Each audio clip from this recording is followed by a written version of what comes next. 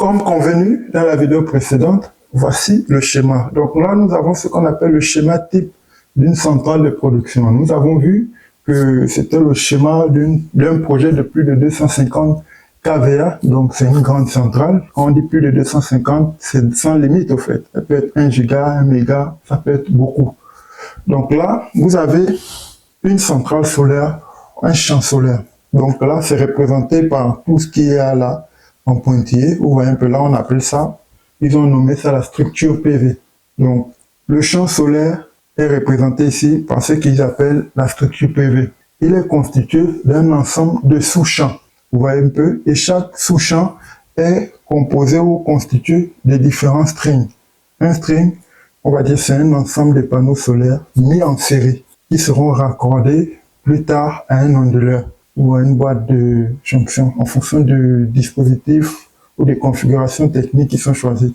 Mais là, on va faire en fonction de ce qui est là. Donc, un string, c'est un ensemble de panneaux solaires. Ça peut être 1, 2, 3, 4, 10, 20, 28, des fois même 30 panneaux solaires qui sont mis en série. Ils sont connectés entre eux à l'aide de ce qu'on appelle les connecteurs MC4. Donc le MC4 c'est multi-contact et le 4 c'est la section ou un peu ou le diamètre. Donc c'est un peu ça. Panneaux solaires mis en série et raccordés à un onduleur. Donc là vous avez, on va dire, dans cette structure ce que j'appelle les sous-champs. Et là vous avez une série de panneaux solaires qui sont mis en série. Donc ils appellent ça ici une chaîne de modules ou un string. C'est un peu ça, le nom ou les termes techniques. Chaque string ou chaîne sont raccordés entre eux en série et protégés par des fusibles. Donc là, voilà la représentation des fusibles. Et là, vous avez la représentation des MC4. Là, vous avez la représentation internationale d'un panneau solaire. Donc, le champ solaire constitué de sous-champs. Chaque sous-champ sera raccordé à une boîte de jonction. Donc, on remarque là, tous les strings constitués seront mis en parallèle. Les panneaux solaires sont mis en série pour réaliser un string. Une fois les strings réalisés, les panneaux solaires seront maintenant mis en parallèle entre eux et raccordés dans une boîte de jonction. Vous avez là chaque string protégé à l'aide des fusibles. On peut également utiliser des disjoncteurs, mais pour des raisons économiques et des raisons de facilité technique, on préfère utiliser des fusibles. Chaque chaîne mise en parallèle dans une boîte de jonction, protégée à l'aide d'un interrupteur sectionneur. Donc en classe de 6e, on a vu l'interrupteur, donc la droite verticale là et cette droite oblique, sans le cercle là. C'est l'interrupteur quand il est ouvert. Et quand il est fermé, on remarque que ceci est rabattu ici. Donc ça forme, on va dire, une droite horizontale ou verticale, autant pour moi, avec cette petite demi-barre là. Mais là, il est ouvert et il y a le petit cercle là. C'est le cercle là qui donne interrupteur sectionneur. Donc ça, c'est la représentation d'un interrupteur sectionneur. Donc chacune des chaînes ou des strings des panneaux solaires constitués sont mis en parallèle dans la boîte de jonction, protégés à la sortie à l'aide d'un interrupteur sectionneur DC. C'est écrit là. Donc, c'est parafoudre. Cet interrupteur sectionneur protège tous ces champs-là. Et là, vous avez à la sortie, on va dire, de notre boîte de jonction, vous avez donc là un parafoudre. Ce parafoudre permet de protéger notre champ ou notre sous-champ ou bien toute notre installation contre ce qu'on appelle la foudre, ou un peu donc les surtensions atmosphériques, qui sont différentes en fonction des régions, et en fonction, on va dire, de la densité de foudroiement ou du nombre chironique de cette région. Donc ce parafoudre-là va nous protéger, va protéger notre installation face au risque de surtension qui peut venir de la foudre. Vous voyez un peu. Donc c'est ça. Donc là, vous avez la boîte de jonction, une boîte de jonction, une boîte de jonction. C'est un peu ça. Maintenant, chacun des sous-champs, en fonction de la configuration que nous avons choisie, on peut être amené à utiliser des boîtes de raccordement ou des boîtes de regroupement. Ici, ils ont appelé ça boîte de jonction générateur. mais ce sont des boîtes de recoupement dans laquelle on va prendre tous les câbles des différents sous-champs et on va venir les raccorder en parallèle encore. Et vous voyez là, ils sont encore protégés par des sectionneurs portes fusibles et chacune des branches où vous avez vu là des câbles de groupe, ils sont mis en groupe et raccordés ici dans la boîte de regroupement ou de raccordement. Et ils sont protégés à la sortie à l'aide d'un sectionneur, interrupteur sectionneur DC. Vous voyez un peu. Une fois ils sont regroupés, ils forment ou ils constituent maintenant tout le générateur. Donc, la centrale qui est au sol, qui est en toiture, tous obéissent à ça. Et là, maintenant, nous avons un seul câble. Quand vous voyez ce câble-là, c'est vrai que c'est le schéma unifilaire, mais là, vous avez le plus et le moins. Le câble rouge et le câble noir. Vous voyez un peu?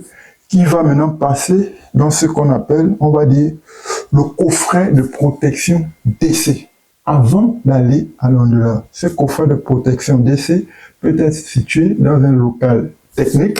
Et là, on remarque qu'on a encore un interrupteur sectionneur qui sert de coupure d'urgence pour notre installation. Donc, si on veut travailler, par exemple, sur la partie du champ, on peut interrompre ici et puis on travaille. Si on veut travailler, par exemple, sur l'onduleur, on interrompt ici et on peut travailler ici et la production ne passe pas. Vous voyez un peu.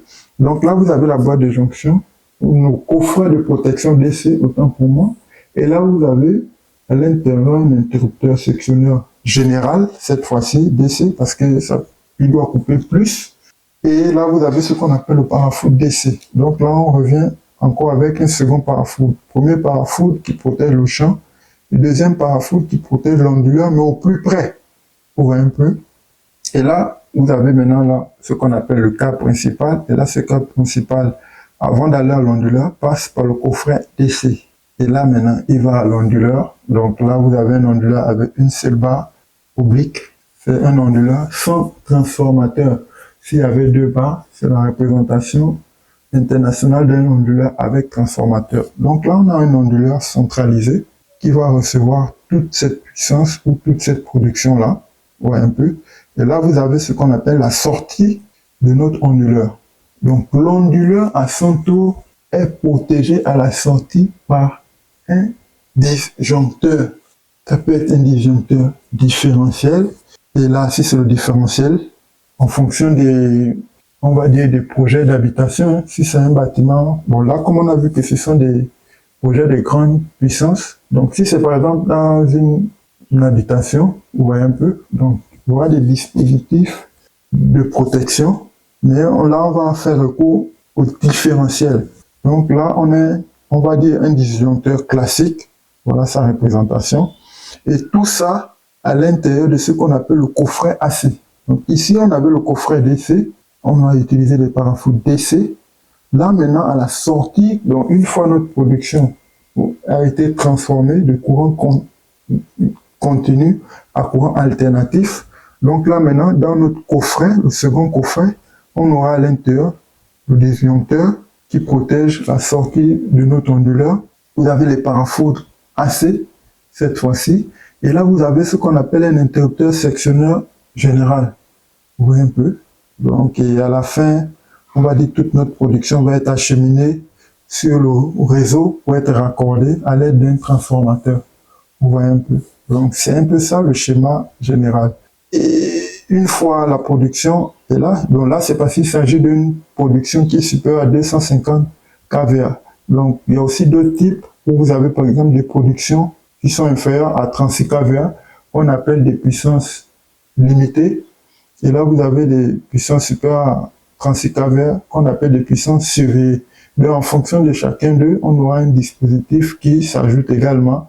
Donc, l'AGCP, l'appareil général de coupure et de protection, qui ici est installé, par exemple, par, pour ceux qui sont en France, ça c'est par exemple ce qu'on appelle le compteur linké. Vous voyez un peu? Donc, c'est un peu ça. Donc, l'AGCP ici, vous voyez les murs de séparation là, il est installé par Enedis ou EDF. Et là, dans cette configuration où la production est supérieure à 36 kVA, la GCP est installée par le producteur d'énergie lui-même. Donc c'est un gros disjoncteur souvent blanc dans un boîtier protégé. Donc vous avez la sortie qu'on appelle le bas amont et en haut qu'on appelle aval, et en fonction de ça, de la puissance, c'est soit Enedis qui le prend en charge, ou bien c'est le producteur. Donc on revient sur notre schéma de principe. Donc ce schéma-là, c'est lui qui régit, on va dire, toutes les installations solaires photovoltaïques. Donc ça, c'est le schéma général que je viens de vous présenter. Donc, centrale au sol, centrale en toiture, bâtiments industriels, bâtiments agricoles, etc. Tous obéissent à ce schéma de principe. Donc, si vous avez compris tout ce dispositif-là, c'est déjà ça la base qu'il faut pour vous, chers jeunes apprenants, étudiants, ingénieurs, ou même ceux qui sont curieux, qui veulent comprendre les installations solaires. Donc, vous êtes sur la bonne page, sur la bonne chaîne YouTube. Donc, je vous demanderai de vous abonner pour plus de contenu éducatif. Ici, nous sommes là pour promouvoir les énergies renouvelables, le cas particulier du soleil. Donc, dans la prochaine vidéo, on verra maintenant du schéma général, comment il existe deux types de schémas en fonction des puissances moyennes ou des installations domestiques. Vous voyez un peu. Donc, on va s'arrêter là. Je vous remercie.